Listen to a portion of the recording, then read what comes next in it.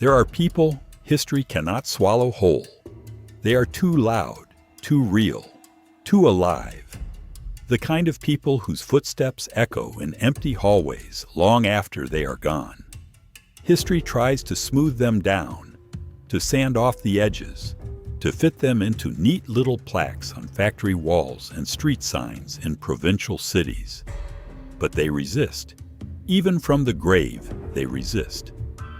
Sergo Ordzhonikidze was that kind of man.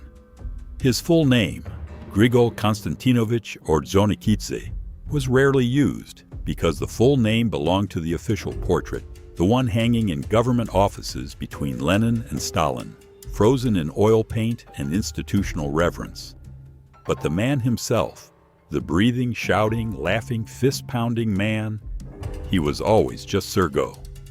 One word, like thunder. One word the workers across the length of a continent knew as well as they knew the sound of a factory whistle at dawn. And then, on the morning of February 19th, 1937, the thunder stopped. The official explanation was delivered in 3 sentences. Heart failure, arteriosclerosis, natural causes. The newspapers ran his portrait and black mourning borders. The radio played solemn music. Joseph Stalin himself stood over the closed casket in the Hall of Columns and reportedly said, with tears that some swore were real and others swore were theater, what a heart it was that gave out, and what a man he was. What a man indeed. But closed caskets ask questions. And the question that echoed through the corridors of the Kremlin in those frozen February days, the question that was never asked out loud, because asking questions in 1937 could get a man's name crossed off a list, was this: did that heart really give out on its own? Or did someone help it along? This is the investigation that Soviet archives tried to bury. This is the story they did not want told. The mountain that walked. To understand the death of Sergo Ordzhonikidze, you must first understand what he was, not who, what. Because in the mythology of the Soviet Revolution, certain men ceased to be ordinary human beings. They became forces of nature, and Sergo, from the moment he burst onto the revolutionary scene at the age of 17, was always more like weather than like a person. He was born in 1886 in the small Georgian village of Goresha, in a region where the Caucasus Mountains teach their children 2 things before they teach them anything else: that the world is immense and indifferent, and that the only answer to immensity and indifference is an even greater stubbornness of will. Sergo learned both lessons perfectly. By the time he was 20 years old, his name was already a curse word in the files of the Tsarist secret police. Not because he was a theorist. He was never a man of theories, never the kind of revolutionary who sat in European coffee houses writing pamphlets about the dialectics of historical materialism. He was a man of action, of shouting and organizing and appearing where he was least expected and most needed. A human spark thrown into dry grass. He was arrested 9 times. 9. The number itself is almost impossible to believe, not because the Tsarist regime was lenient, but because each time they put him in a cell, he somehow managed to make the cell feel temporary. He was held in the Schleselberg Fortress, the most feared prison in the Russian Empire, a place built specifically to break the will of men who would not be broken by ordinary means. He did not break. He was sent to Siberia, the traditional solution for problems the empire could not otherwise solve. He escaped. They sent him back. He escaped again. The revolutionary underground had a nickname for men like Sergo, Neukrotimi, the untamable ones. It was meant as a compliment of the highest order. There were not many of them. 2 Georgians. And then there was the friendship. The friendship that, more than anything else, explains everything that followed: the rise, the power, the defiance, and ultimately, the silence that came after.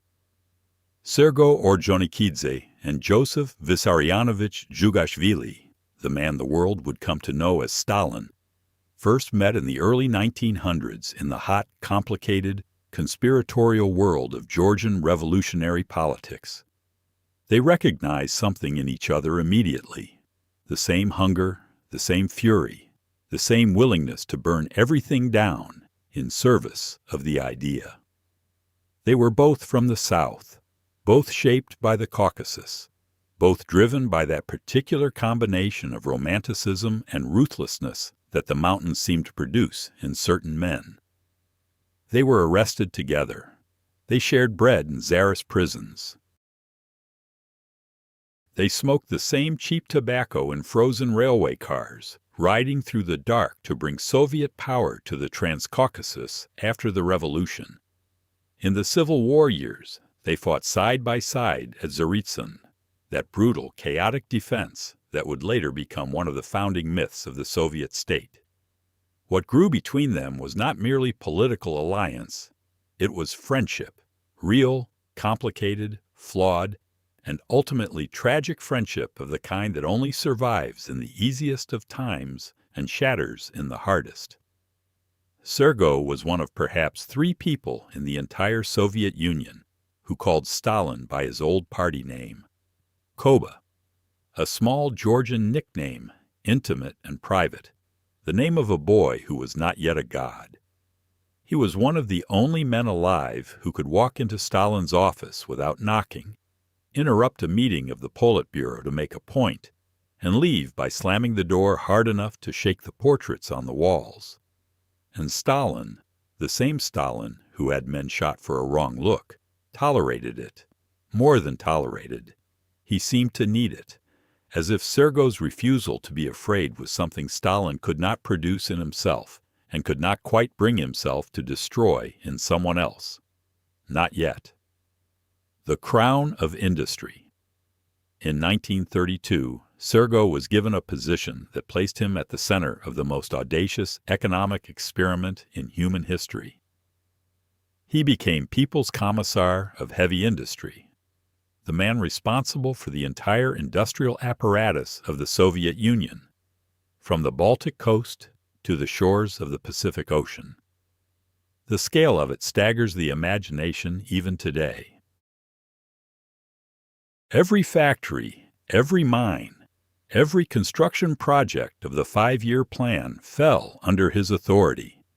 Magnitogorsk, the steel city rising from nothing in the middle of the Ural steppe, the project that was supposed to prove a peasant country could become an industrial superpower in a single generation. The Dnieper hydroelectric station, the Ural heavy machine building plant, 100 other monuments to the idea that sheer will, applied with sufficient force, can reshape the physical world. It was an insane plan. Everyone who understood industry knew it was insane. The deadlines were impossible. The conditions were brutal. The technology was borrowed, improvised, sometimes simply invented on the spot by engineers working with inadequate equipment and insufficient materials, sustained by nothing more than the terrifying pressure of state expectation and Sergo's own incandescent belief that it could be done. And somehow, it was being done. Sergo did not manage this revolution from behind a desk in Moscow. He was everywhere at once, or seemed to be. He slept in railway cars. He ate from the same pots as the workers. He knew the names, not the titles, not the official designations, but the actual names of factory directors, chief engineers, and floor supervisors from Leningrad to Vladivostok. He remembered the production capacity of individual machines, the technical problems of specific assembly lines, the personal difficulties of managers struggling with impossible quotas.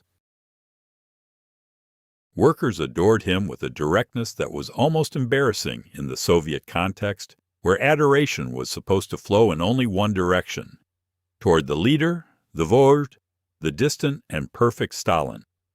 But Sergo had something Stalin could not manufacture: authenticity. When Sergo appeared on a factory floor, men felt seen. They felt that the man walking between the furnaces understood what it cost to do what they did, understood the calluses and the exhaustion and the peculiar pride of building something enormous with your own hands. His portrait hung in factories next to Stalin's. Cities were named after him. Streets, districts, entire industrial complexes bore his name. He had become a symbol, the human face of industrialization, the proof that the impossible plan was working. The first cracks. But symbols are fragile things. And in the mid-1930s, something began to change in the Soviet state that would put every symbol, every friendship, every loyalty built on the foundations of the revolutionary years under unbearable pressure. Stalin was changing.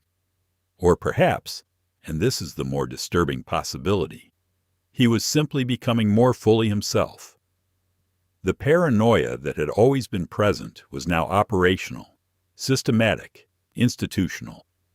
The old Bolsheviks, the men and women who had made the revolution alongside him, who remembered the underground years and the prisons and the cold trains through Siberia, they were beginning to disappear.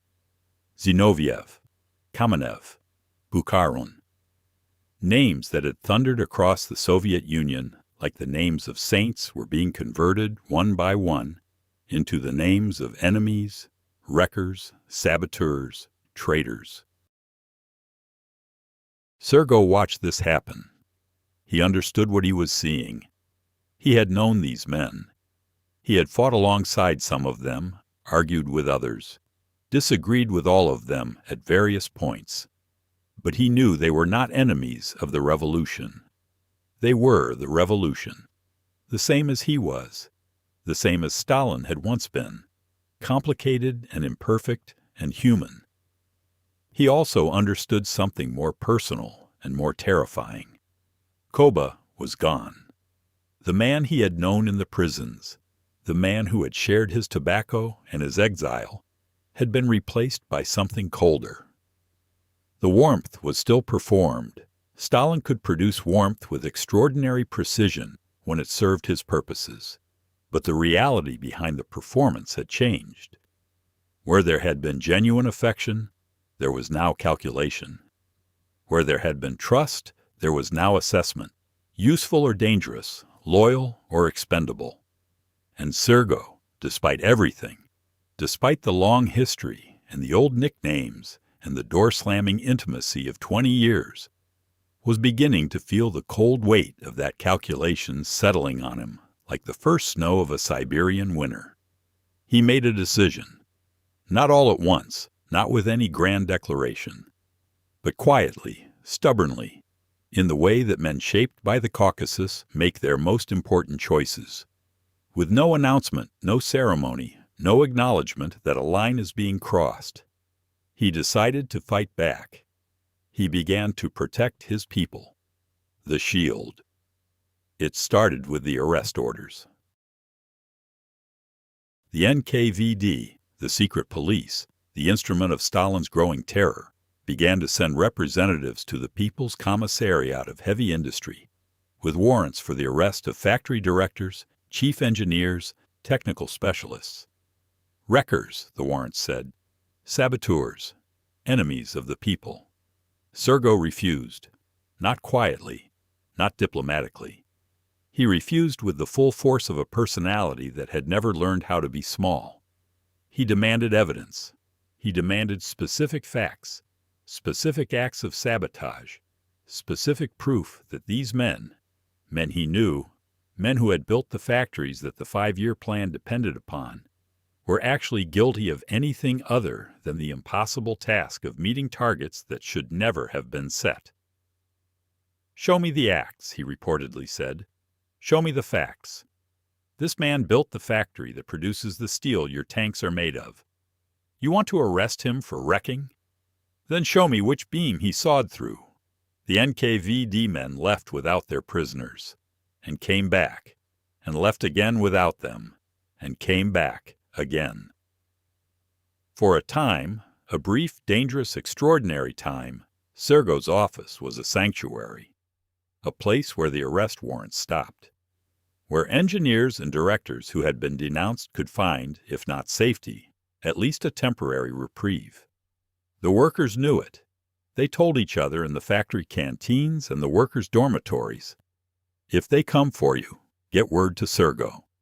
Sergo will fight." It was the most dangerous reputation a man could have in 1936, because the machine of repression does not tolerate sanctuaries. It does not tolerate shields.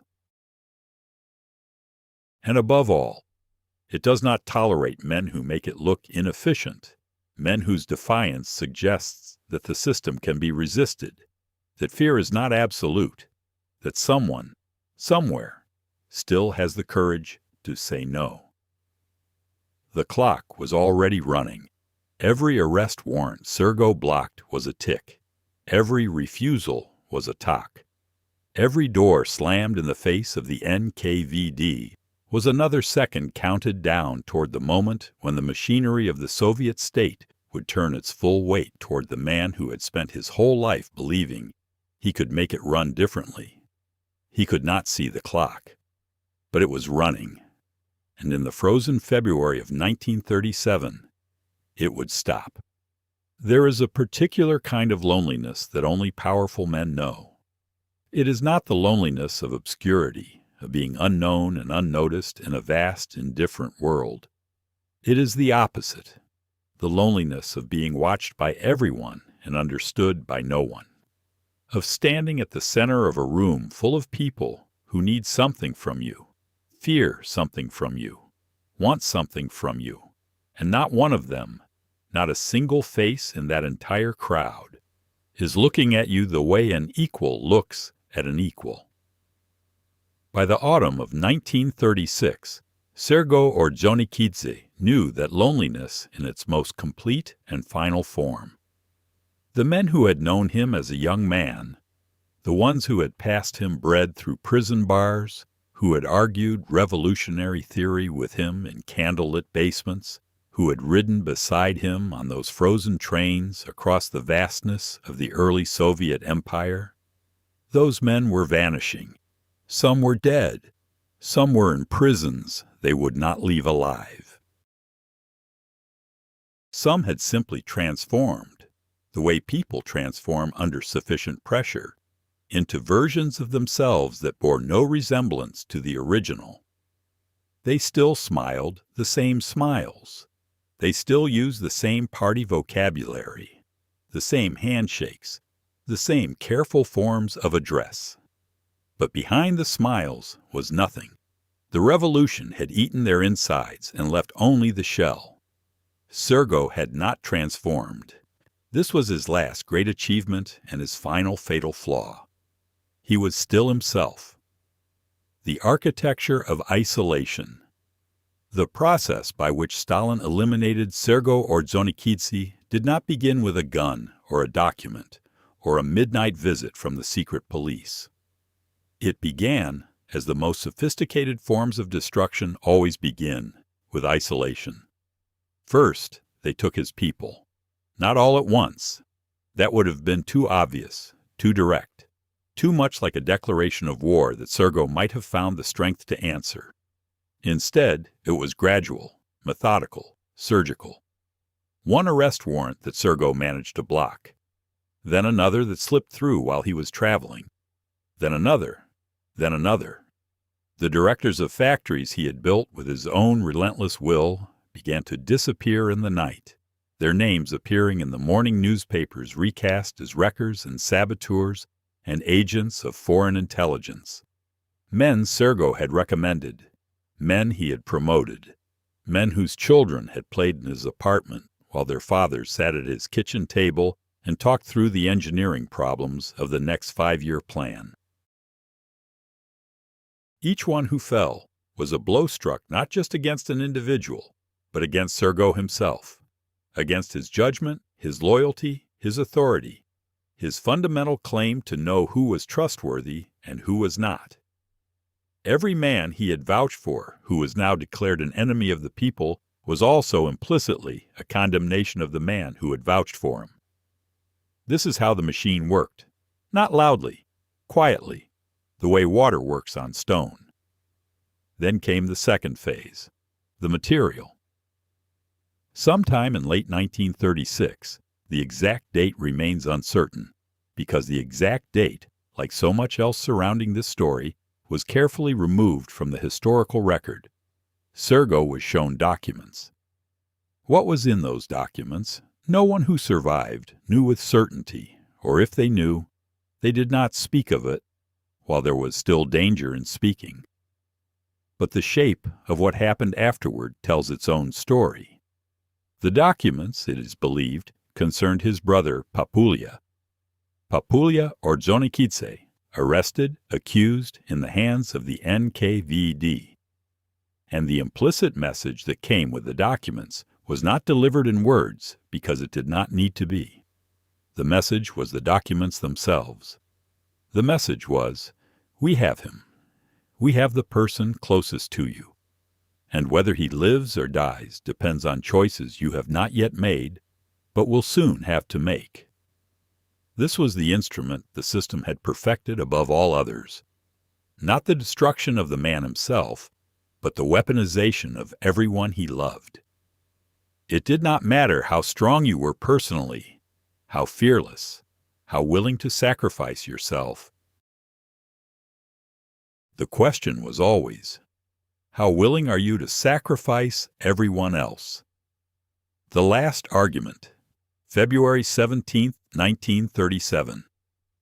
2 days before the death that would be reported as natural, inevitable, the quiet surrender of a tired heart to the accumulated weight of years. Sergo met with Stalin. We know this meeting happened. We know it from fragments, from the later testimony of people who were nearby, from references that survived the systematic purging of the archives, from the shape of events that followed. We do not know exactly what was said. We may never know exactly what was said, but we can reconstruct the architecture of it, because by that point in the story of these two men, the architecture was already determined. Sergo had come, this is the belief of most serious researchers who have studied the period, to make one final argument. He had come to say what he had been saying in fragments for months, in slammed doors and refused arrest warrants and furious telephone calls to the Politburo at midnight. Stop. The word that no one else in the Soviet Union still had the standing to say to the man behind the desk.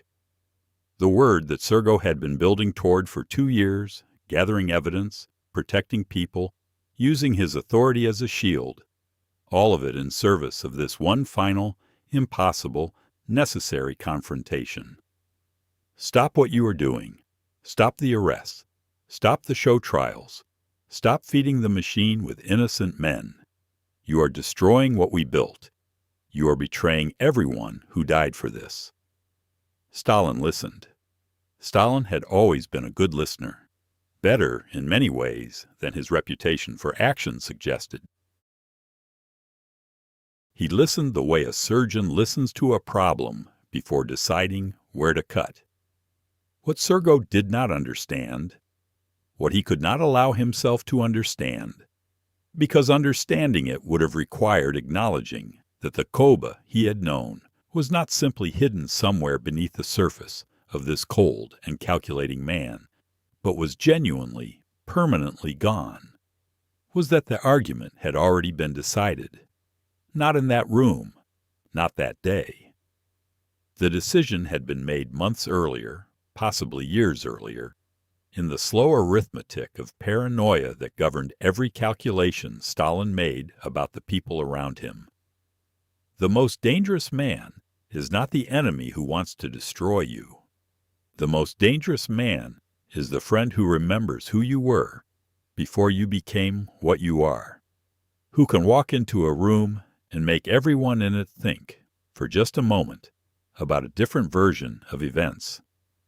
Sergo was the last man alive who could do that to Stalin, who could make the Vozhd the leader of all the Soviet people, the infallible guiding intelligence of the communist future, who could make him feel, for just a fraction of a second, like Koba again. Like a young Georgian revolutionary who was sometimes wrong, who sometimes needed to be corrected, who was, beneath all the accumulated weight of power and mythology, a human being. That was intolerable. The meeting ended. What was said in its final minutes, whether there were threats, whether there were ultimatums, whether Sergo left believing there was still a path forward, or already knowing there was not, remains sealed in the silence of that February afternoon.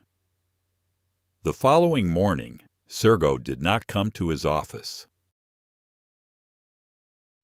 The morning of February 18th. The apartment on Kremlin grounds was quiet in the early hours. Zenaida, Sergo's wife, was the first to find him. The account that has come down through the decades, fragmentary, disputed, repeatedly revised by those who had reasons of their own to shape the narrative, describes a scene of devastating stillness.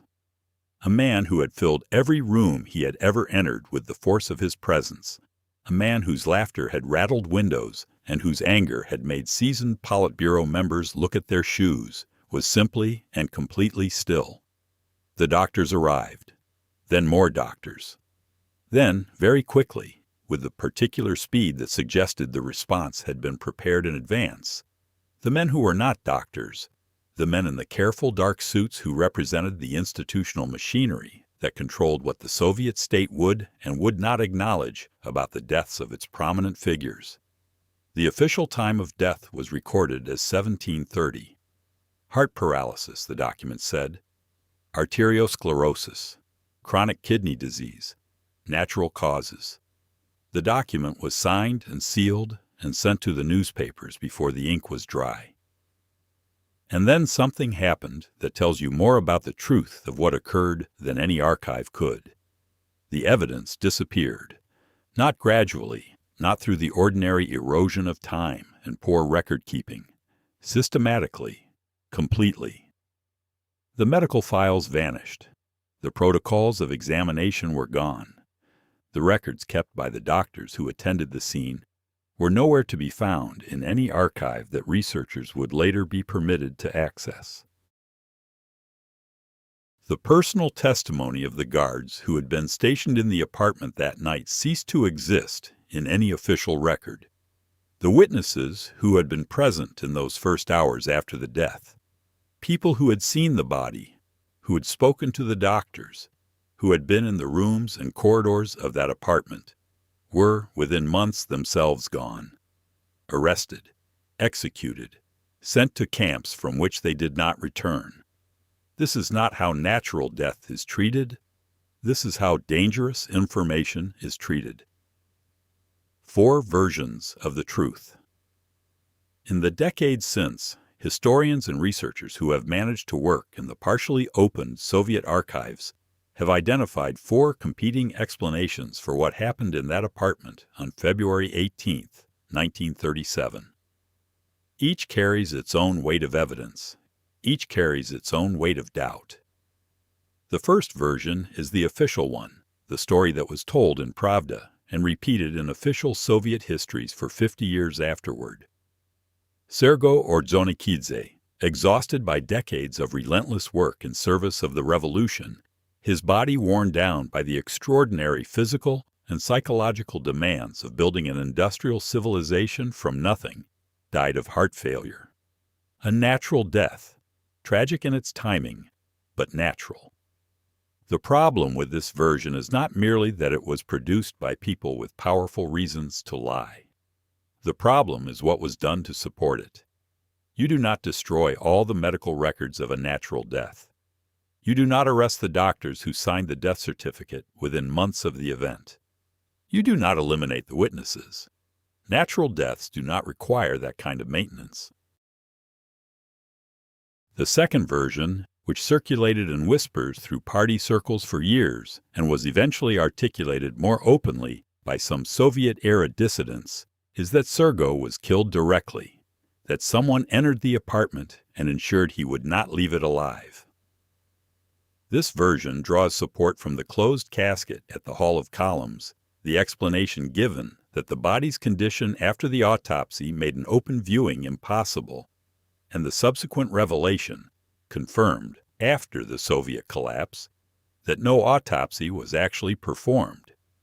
If there was no autopsy, what condition could the body have been in that required the casket to remain closed? The third version, more nuanced and in some ways more disturbing than either of the first two, is that Sergo was not killed, but was shown that he would be, that he was presented with a situation designed to leave him no bearable path forward, the arrest of his brother, the destruction of everyone he had protected, the certainty of public humiliation and show trial not just for himself, but for his wife, his family, everyone connected to him. And that understanding all of this with the complete clarity of a man who had spent his life in the revolutionary underground and knew how the system worked, he made a final choice. A choice that the system, having designed the circumstances, could then report as natural death. The fourth version, and this is the one that most contemporary researchers, working with what fragments of evidence remain, find most credible, is that these versions are not mutually exclusive. That what happened was a combination, an impossible situation deliberately constructed, a man driven to the edge of it, and then, whether by his own hand or another's, whether in the final moment by choice or by force, the edge was crossed. In this version, the question of who held the weapon is almost secondary. The weapon was the entire system. The trigger had been pulled months before that February morning, when the first arrest warrant arrived for the first factory director Sergo had tried to protect. The theater of mourning. On February 20th, 1937, the body of Sergo Ordzhonikidze lay in state in the Hall of Columns in Moscow. Thousands came, workers from factories he had visited, engineers from projects he had overseen, ordinary people who had never met him but who had grown up with his portrait on the wall alongside Lenin's, who had learned to associate his name with the enormous improbable idea that the future was being built in their lifetimes with their hands. They stood in lines that stretched around the block in the February cold, waiting to pass before the closed casket and pay their respects. In the corners of the hall, men in civilian clothes made careful notes. Who had come, how long they stood, whether they wept, whether they spoke to anyone, and what they said. Even grief was intelligence. Even sorrow was evidence. This was the world that Sergo had spent his final years trying to hold back, and here it was, operating with perfect efficiency at his own funeral. On February 21st, Stalin arrived with the Politburo and stood at the casket in silence for a long time before speaking. The words he chose, what a heart it was that gave out, and what a man he was, have been repeated and analyzed and argued over ever since. Some hear genuine grief in them, the authentic sorrow of a man who has lost someone he actually loved, and who understands, at some level, the cost of what he has done. Others hear only performance, the perfectly calibrated public statement of a man for whom every utterance was a political calculation. Perhaps both are true. Perhaps neither is. Perhaps the most honest answer is that the distinction by that point had ceased to mean anything. Whatever Stalin had once felt for Sergo, whatever remained of Koba in the man who now stood at the head of the Soviet state, it had not been enough. That was the only fact that mattered. On February 23rd, the funeral procession moved through Moscow to Red Square. The urn containing Sergo's ashes was placed in the Kremlin wall, the highest honor the Soviet state could bestow, a place among the heroes. The Kremlin wall, sealed, permanent, immovable, the perfect metaphor, whether intentional or not, for everything that had been done to the truth of his death. What was lost? The machinery moved immediately. Within 24 hours of the funeral, the arrests began. Everyone Sergo had protected, everyone his presence had shielded from the NKVD's reach. Factory directors, chief engineers, deputy commissars, dozens, then hundreds. The shield was broken. The sanctuary was gone. The February-March plenum of the Central Committee opened 5 days after the death and became the formal launching point of the Great Terror, that 2-year catastrophe during which hundreds of thousands of Soviet citizens were arrested, tried in proceedings that were not trials, and sentenced to death or the labor camps. The numbers are almost impossible to hold in the mind. At the peak of the terror, in 1937 and 38, people were being shot at a rate that the arithmetic of death struggles to express. And the starting gun was the death of one man, one closed casket in the Hall of Columns, one urn in the Kremlin wall. Sergo had tried to be a dam against this flood. The dam was gone. The water moved. What died with him was not only a man. It was the last living argument that the system could have been different, could have found a different path, could have preserved something of the original revolutionary idea of justice and human dignity beneath all the necessary brutality of building a new world. He had been imperfect. All men who operate at that scale of power and time are imperfect, but he had been real. He had pushed back. He had said no. He had used his body as a barrier between the machine and the people it was consuming. With him gone, there was no one left who would say no. The Politburo understood this. The NKVD understood this. The factory workers who wept in the Hall of Columns, without knowing exactly why their grief felt larger than the death of one man, understood this in their bones, even if they could not articulate it. The last conscience of the regime was sealed in the Kremlin wall, along with the ashes. The unanswerable. Question. 88 years have passed. Sergo's name is still on the map, still on streets, still in the names of districts and institutions. The Soviet state that killed him also preserved him, the way all states preserve the people they destroy in the amber of official commemoration. Stripped of everything that made them dangerous, reduced to a face on a monument. But the truth of what happened in that apartment on February 18th remains exactly where the system placed it, behind walls. Some of those walls are archival, documents that were destroyed, records that were never kept, evidence that was removed so thoroughly and so early that no subsequent opening of archives could restore what was taken. Some of those walls are human, witnesses who died carrying their knowledge with them, people who had reasons to speak and chose instead the silence that kept them alive. The question of how he died may never have a final answer, but the question of why, that question has been answered by history itself, by the 50 years of Soviet reality that followed his death, by the terror that his death inaugurated, by the system that his death completed.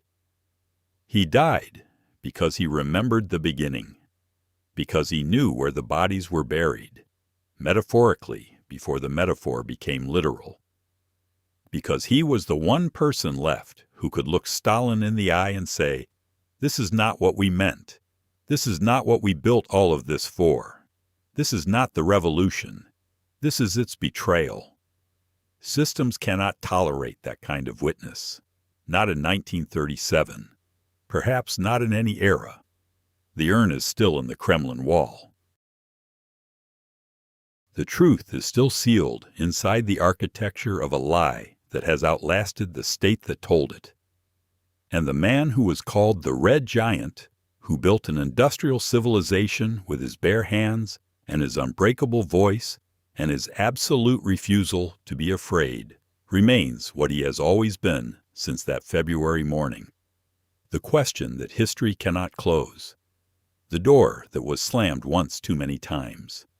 The man who could shout at Stalin, and who paid, in the end, the price that such courage has always cost. There is a specific sound that empires make when they lie. It is not loud. It does not announce itself. It does not arrive with the brass and percussion of official ceremony, though official ceremony is often its vehicle. It is a subtler sound, the sound of a page being turned in an archive that will be locked tomorrow, the sound of a name being removed from a photograph with careful hands and patient chemistry, the sound of a doctor signing a document he knows to be false, in a room where the alternative to signing is something he cannot afford to think about directly. The Soviet Empire was, among its many other characteristics, the greatest producer of that sound in human history. It ran on falsification the way other economies run on coal or oil, consuming it in vast quantities, generating enormous power from it, and leaving behind a residue that poisoned everything it touched for generations. And nowhere did it produce that sound more consistently, more methodically, more completely than in the case of Sergo Ordzhonikidze.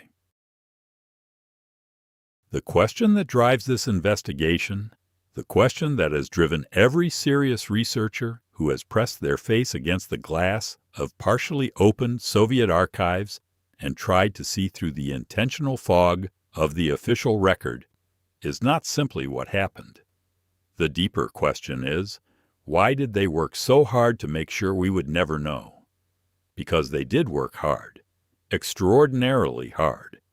The scale of the erasure is itself a kind of testimony. The archive that isn't there. When Soviet archives began to open in the early 1990s, historians who had spent their careers working around the edges of this story rushed to find what the sealed decades had preserved. What they found, or rather what they did not find, stopped them cold. The medical file of Sergo Ordzhonikidze does not exist, not in the sense that it is classified or restricted or held in a special collection requiring additional clearance. It does not exist in the sense that there is no record of it ever having been created. For a man of his position, his prominence, his decades of documented health issues, the chronic exhaustion, the heart problems that the official version cited as cause of death, the absence of a comprehensive medical record is not a bureaucratic oversight. Soviet bureaucracy did not make oversights of that magnitude about members of the Politburo. The file was removed. The question is only when, and by whose specific order. The protocols from the scene of death, the records that Soviet procedure required to be created whenever a senior official died unexpectedly, are gone. The witness statements from the guards who were present in the Kremlin apartment that morning are gone. The records of the telephone calls made from that apartment in the hours before and after the death are gone. What remains is the official version, printed in Pravda on February 19, 1937, and the silence that surrounds it like a physical substance, dense and deliberate and shaped by human hands. Researchers who have worked most deeply in this period, scholars like Oleg Klevniuk, who spent decades in the Soviet and post-Soviet archives constructing the most detailed picture available of Stalin's inner circle, have noted something that stops just short of a conclusion, but points unmistakably in one direction. The pattern of destruction around the Ordzhonikidze file is not random. It follows the logic of a specific kind of institutional decision, the decision to ensure that a particular truth never surfaces, not to obscure it, not to complicate it, to eliminate it entirely, leaving only the version that was chosen. That kind of decision is not made about accidents. It is not made about natural death. It is made when the truth, if it emerged, would be more dangerous than the lie. The brother among the fragments that survive, one story carries particular weight. It is the story of Papulia. Papulia Ordzhonikidze, Sergo's older brother, the person perhaps closest to him in the world, was arrested by the NKVD in early 1937. The timing is not coincidental. The timing is never coincidental when the NKVD is involved. The arrest of a prominent man's family member was one of the most refined instruments in the Soviet system's toolkit of coercion. It was not primarily about gathering information from the family member, though information was always welcomed. It was about the message it sent to the prominent man himself. The message was precise and required no translation. We can reach anyone. There is no one you love who is beyond our reach.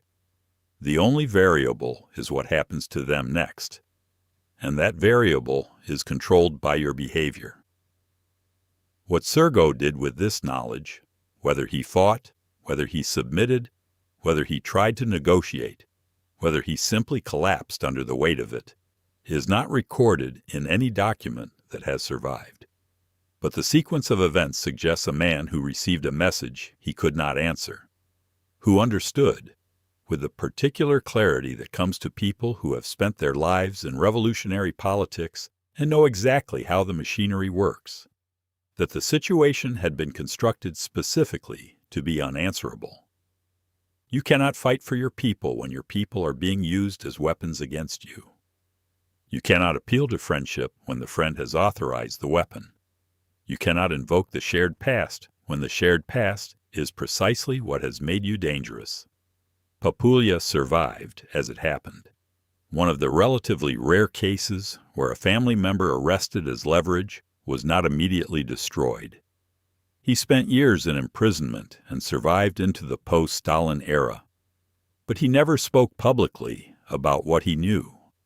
He never added his voice to the incomplete record of those February days. Some silences are chosen. Some are the only form of survival available. Papulia's silence may have been both simultaneously. The doctors. There were 3 doctors who signed the official death certificate of Sergo Ordzhonikidze on February 18, 1937. Their names appear on the document. Their signatures authenticated the official version: the arteriosclerosis, the chronic kidney condition, the heart paralysis at 1730. Within 18 months of signing that document, all 3 were dead. This fact is documented. It is not disputed. It has been noted by every serious researcher who has examined the case. And it sits in the historical record like a stone in a stream, impossible to ignore, impossible to remove, redirecting the current of interpretation around itself with quiet, permanent force. The deaths of the 3 doctors are individually explicable. Each had a file, a case, specific accusations made against them in the language of the terror, wrecking, sabotage, conspiracy with foreign powers, the standard vocabulary of destruction that the NKVD applied to thousands of victims who had no more connection to actual foreign conspiracy than a factory worker had to the theories of dialectical materialism he was required to study on his lunch break. The individual case is close. The pattern, however, does not close. The pattern insists on being seen. You do not eliminate the doctors who signed a natural death certificate. There is nothing in a natural death certificate that requires its signatories to be silenced. The elimination of these 3 men is only logical, only necessary, if what they signed was not a natural death certificate, if it was something else. If what they knew about the morning of February 18th was information the system had decided could not be allowed to continue existing inside human memory. This is the testimony the archive cannot provide directly. It is the testimony the pattern provides instead. Zinaida Sergo's wife survived him by decades. Zinaida Gavrilovna Ordzhonikidze lived until 1976, outlasting Stalin by 23 years. Outlasting the Soviet Union she had helped build in the only way available to the wives of the men who built it, by enduring. She gave interviews. She wrote memoirs. She spoke within the carefully policed limits of what could be said in the Soviet Union about the Stalin period, even after the partial thaw of the Khrushchev years, about her husband's life and work and legacy. She was a careful, intelligent woman who had lived through decades of a system that punished carelessness with precision. What she said about the circumstances of his death was always exactly what the official version permitted her to say. Heart failure, exhaustion, the accumulated cost of too much work and too much struggle over too many decades. She said it consistently, without variation, without the kinds of small inconsistencies that appear in genuinely spontaneous recollection, but not in rehearsed narrative. What she did not say is present in her interviews as a kind of negative space, the shape of something missing, the outline of words that were never spoken pressing against the words that were. Researchers who have analyzed her testimony closely note the places where the questions were not followed by the answers the questions logically invited. The places where a natural response would have been to say more, and she said less. The places where the official version was repeated with a precision that felt like armor rather than memory. Zinaida Ordzhonikidze knew what happened on February 18, 1937. She was the first person to find him. She was present in that apartment when the doctors arrived, when the men in dark suits arrived, when the machinery of official response was set in motion around the body of her husband. She took what she knew to her grave in 1976.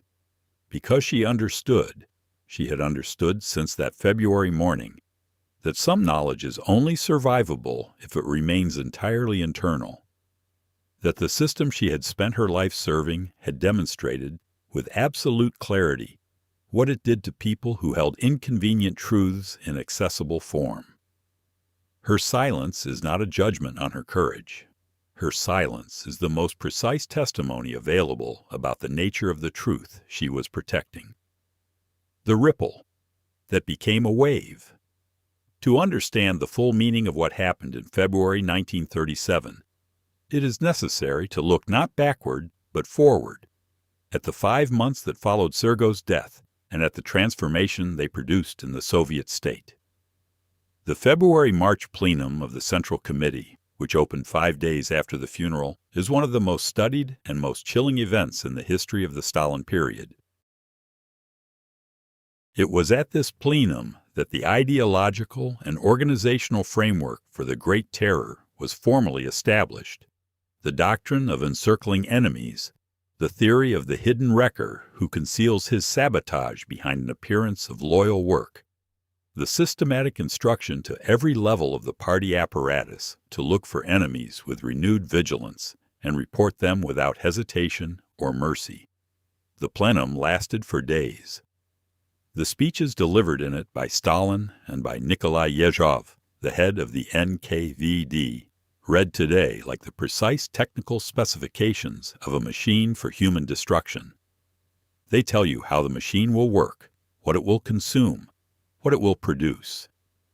They are documents of extraordinary historical horror, and they were delivered from the podium of a party that had 5 days earlier buried one of its most prominent members. The connection is not incidental. The death of Sergo, the last man who might have said, with sufficient authority to be heard, that this path led somewhere no one should want to go, was the precondition for the plenum. His absence was the essential architectural element of what was built in that meeting room. In the 2 years following his death, the estimates of those arrested in the Great Terror range from 1.5 million to nearly 2 million people. The number shot runs to approximately 750,000. These numbers are not precise. The documentation was not designed to be audited, but they are the best available accounting of what happened when the last barrier was removed. 750,000 deaths in 2 years. A rate of more than 1,000 per day, every day, for the entire duration of the terror at its peak.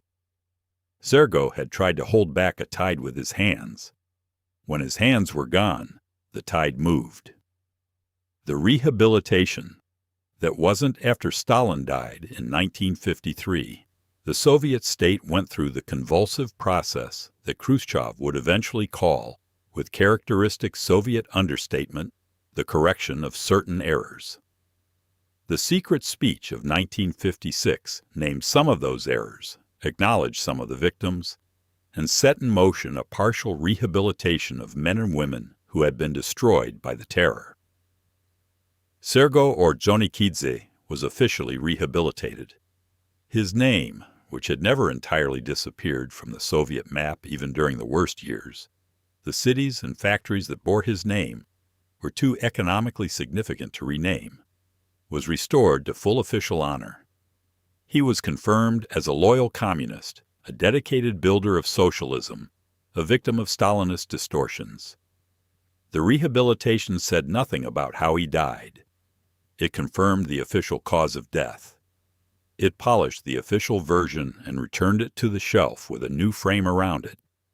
This is what Soviet rehabilitation looked like, the restoration of honor without the restoration of truth. The acknowledgement that something had gone wrong without the acknowledgement of what specifically had gone wrong and who specifically had made it happen. A ceremony of partial memory designed to close questions rather than answer them. The families of victims understood the distinction immediately. The rehabilitation gave them back a name. It did not give them back what had been taken. It did not give them the truth that had been sealed behind archive walls and buried under the signatures of dead doctors and hidden in the silence of a widow who had survived by never speaking what she knew. Zenaida was still alive in 1956. She received the news of the official rehabilitation and continued, with the same careful precision she had maintained for 19 years, to repeat the official version of her husband's death. She was a remarkably consistent woman. The system had taught her well. What the living owe the dead. There is an argument, made occasionally by people who find the persistent examination of these events uncomfortable, that this all happened too long ago to matter, that Sergo Ordzhonikidze died 88 years ago, that the system that killed him collapsed 35 years ago, that the specific actors in this specific drama are all beyond the reach of any accountability, and that continued investigation serves no practical purpose beyond the academic. This argument is wrong in ways that are worth articulating precisely. The first reason it is wrong is historical. The story of Sergo Ordzhonikidze is not an isolated tragedy. It is a case study, perhaps the clearest available case study, in how a system that begins with genuine idealism transforms itself into an instrument of destruction. The mechanism by which that transformation occurs is not unique to the Soviet context. The specific personalities and ideologies are unique. The mechanism, the progressive narrowing of the circle of people who are permitted to say no, the systematic elimination of institutional resistance, the conversion of loyalty into compliance and compliance into silence, is not unique at all. It is recognizable. It recurs. The second reason is moral. The people whose deaths were erased, the 3 doctors, the guards, the dozens of factory directors and engineers who fell when Sergo's protection was removed, deserve the most complete accounting that can still be constructed from what remains. This is not about punishment, which is no longer possible. It is about recognition, about refusing to allow the system's preferred version of events to stand as the only version simply because the system worked hard to make alternatives unavailable. The third reason is personal. To anyone who has ever admired the particular kind of courage that Sergo Ordzhonikidze embodied, the courage of the person inside the machine who refuses, at personal cost, to let the machine run without friction, who uses their body as resistance, who says no when everyone around them has concluded that no is no longer possible. That courage deserves a true accounting, not a plaque on a factory wall, not an urn in a ceremonial wall, not a portrait frozen in official reverence. An honest accounting of what it cost and what it was worth and what happened to the world when it was gone. The question that remains. February 18th, 1937. an apartment in the Kremlin complex. A man who had built a civilization and tried to save the people it was consuming, alone in the early morning, with whatever he knew and whatever he had decided. What did he think about in those final hours? This is the question the archive cannot answer, because it is the question no archive ever can. The inner life of the dying moment is the most thoroughly closed room in all of history. No document reaches there. No testimony covers it. But we can know some things. We can know that he was a man who had spent his entire adult life in service of an idea, and that the idea had become something he no longer recognized. We can know that he had fought with every instrument available to him to slow the destruction of the people he had worked alongside for decades, and that the fight had cost him everything it was possible to cost a man without killing him outright: his influence, his authority, his relationships, his brother's freedom, his own certainty about whether what he was doing was making any difference at all. We can know that on February 17th, the day before he died, he had sat across from the man he had called Koba for 30 years, and that whatever was said in that meeting had not gone the way he needed it to go. And we can know, this is perhaps the most important thing, that he was not a man who gave up easily. The record of his entire life argues against easy surrender: 9 arrests, Siberian exile, escapes across frozen landscapes in the middle of a Russian winter, decades of fighting against every form of resistance the universe could produce. If he surrendered in the end, it was because he had been shown, with complete and deliberate clarity, that there was nothing left to fight with. That the instruments were gone, the allies were gone, the leverage was gone, and what remained if he continued to resist was not his own destruction. He had never particularly feared his own destruction, but the destruction of everyone connected to him. That, for a man like Sergo, was the only argument that could not be answered. The silence on the morning of February 18th was not the silence of a man who had given up on life.